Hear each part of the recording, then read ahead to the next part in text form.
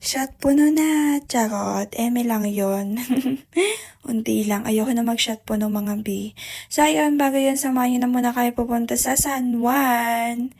Ayan, bali dinaanan na din pala ako ng isa dyan kasi nga po ay sabay po kaming pupunta dito sa may San Juan. Oo, sabi ko nga mga 7, ganyan kami pupunta or mga 7 to 8, ganun. Para hindi masyadong maaga, hindi rin masyadong late, ganun. Sakto lang.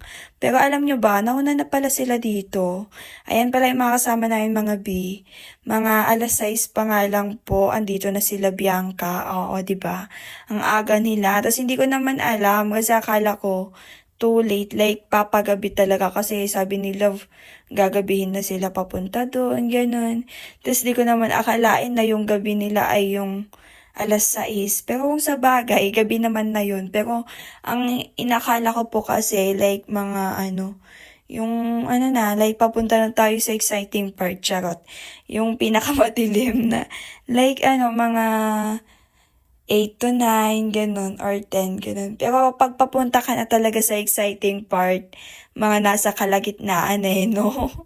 Lalo na kapag sa may prom day, like mga 1 to 2, ganyan. Ay, hanggang alas 2 lang pala yun. Pero, yun, kalagitnaan talaga, mga 11, 12, 1, ganyan. Ay, party. Yun talaga yung So, ayun na nga mga B, andito na pala kami sa may San Juan. At, ayan, magkakasama na nga po kami. Alam nyo ba, nagbiyahe kami na bali sumakay kami ng tricycle, no? Oo, dinaanan lang naman ako sa boarding, tapos, yun. Katapos nun ay iniwan niya lang yung bag niya doon. Tapos, kasi babalik pa kami doon like doon kayo matutulog sa boarding. Tapos, pagkatapos nun, ayun, sumakay na kami ng tricycle, then, wala kaming load. Oo, parehas kaming walang load. Di ba kapag iPhone, di ka pwedeng ano ba yan, naka-iPhone, tapos walang load. Tapos ayun, buti na nga lang po mabait yung yung pinagsakayan namin. I mean, yung tricycle driver nung sinakyan namin. Naki-hotspot kami mga B. Kasi hindi na namin alam kung nasaan na sila. Kasi nung last conversation namin, nung nasa boarding pa kami, nasa 7-Eleven sila. Ayun, nagpadiretso nga kami dun sa may 7-Eleven. Kaso pagtingin namin dun, wala naman kami nakita dun. Wala sila dun. Kaya yun, naki-hotspot. Then, doon na namin nalaman na nasa may pala sila sa may Depop. Oo, ayun, shoutout pala kay kuya. Tapos ayun, alam nyo ba, kinuha pa nga niya yung number ko Oo, para daw, tatawag daw siya para just in case daw na wala na kayong masakyan, pwede daw siya since taga San Fernando lang naman. At ayun nga, hindi lang din namin natawagan kasi nga wala kaming load, walang pantawag, ganyan. At ayun, hindi ko naman na naka-airplane mode pala ako kaya wala akong natanggap na tawag nun. Ay, wait lang. Ang hirap mag-voice over kapag inuubo ka, kapag may ubo. May ubo po kasi ako ngayon Alam nyo ba mga B, muntik pa kaming maligaw. Oo, kasi di ba umano kami sa may 7-Eleven. Tapos may sinabi sila na kung nasan sila. Tapos sinabi namin sa may tricycle driver, hindi din alam ni kuya kung saan yon. So, bali dumiretso na lang kami hanggang sa makarating kami sa may tapat po ng tavern. Sabi ko magtanong na muna kami. Tapos ayun, nagtanong na nga kami kung saan yung place na sinabi nila. Tapos ayun.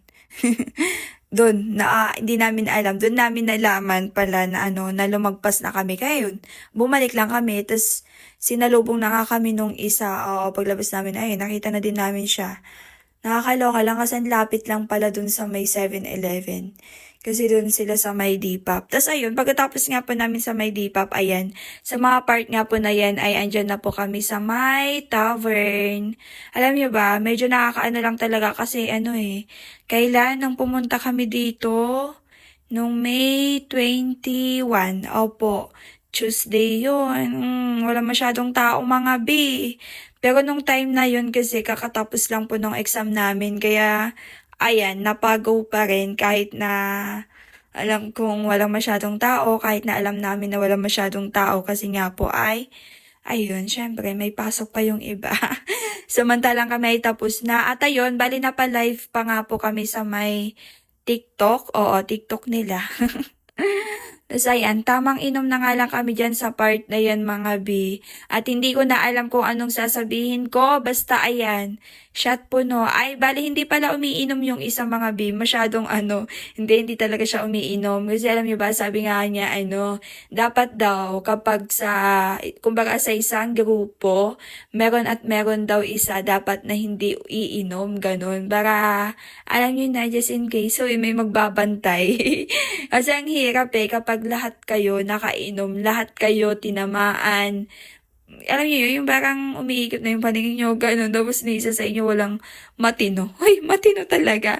So, ayun, kaya niya. Oo, hindi talaga siya uminom, kahit pilitin niyo talaga wala. Tamang tubig-tubig lang yung iniinom niya, di ba? Sana all nakakayanan. Tsaka kasi yun, masyadong mabait. Ay, mabait. Matino. Alam niyo ba, hindi nga siya mahilig dito eh. Oh, hindi po siya pumupunta dito. Bale, eto pala yung kauna-unahan na napunta siya dito sa may San Juan. Like, yung ganito, yung gabi, oo, yung party-party. In short, first time niya po dito sa may San Juan na pumunta ng ganito. Yung ganito talaga, yung inuman. Tapos ayan, yung party-party. Pero ayun, sabi ko nga, hindi po siya umiinom. Bali, gusto niya lang i-try or makita yung yung ganap daw dito sa may San Juan. Oo, deserve naman kasi syempre, kakatapos lang ng exam, tsaka mas deserve niya talaga itong mga B. Kasi alam niyo ba, ang sipag niya, oo, masipag yan. Masipag mag-aral, siya po yung pinakamasipag sa amin mag-aral. Oo. Kaya nung nalaman nga po nila sa classroom namin, halos lahat hindi makapaniwala. Ay, hindi pala, hindi halos lahat. Kasi lahat talaga, oo. Lahat talaga hindi makapaniwala na sasama si Lian. Oo. Maski ako nga yung unang napagsabihan niya na sasama siya ganyan. Tapos sinabi ko kay La Bianca, ayan, sinabi ko sa kanila. Tapos, oo, gagawanan sila. Maski hindi sila makapaniwala din talaga eh. Hindi kasi kapanipaniwala talaga like, OMG si Lian mag-aano. Sayang na nga mga B, nakakaano lang kasi, alam niyo na, okay din naman yung ganito paminsan-minsan. Hindi lang yung panay aral, ganyan. Puro aral na lang, ganyan. Hoy. Deserve naman po namin, di ba? Lalo nakakatapos yung exam. Tsaka kung tutusin, mas deserve talaga ni Lian to. Kasi oo. Deserve niya to, oo. Deserve niya maging masaya. Hoy, talaga naman. Hindi okay din to nang sa ganun ay maranasan niya din dito sa may San Juan, matry niya din ganyan, o di ba? Finally, naano niya na yung alam niya na yung mga ganap dito sa San Juan na ganito pala. Pero ayun nga, medyo bored lang kasi wala masyadong tao. Oo. Madami talaga kapag Friday, Sabado, ganyan. Pero wala Tuesday po natapos yung exam. Tapos ayun, San Juan agad for the go. Let's go. Alam, dami ko ng kwento. Ito, dagdagan ko pa. Alam nyo ba? Bale, eto din po yung pangalawang beses na San Juan ko. Huy, di ka maniniwala. I mean, pangalawang beses na San Juan ko ngayong 2024. Oo. Kasi yung first na nag-San Juan ako nung kailan yun? Nung birthday ko, then after mga 2 to 3 days, ganyan, nag-San Juan kami. Oo, bali, syempre, birthday ko, hey, bali sa may pala kami pumunta nun. Sa Kabsat, nag-tavern pa kami nun. Basta yun yung unang San Juan ko ngayong 2024. Tapos, ito yung pangalawang beses. At ayan, bali nakikonek pala kami sa wifi. Oy, ang ingay ko.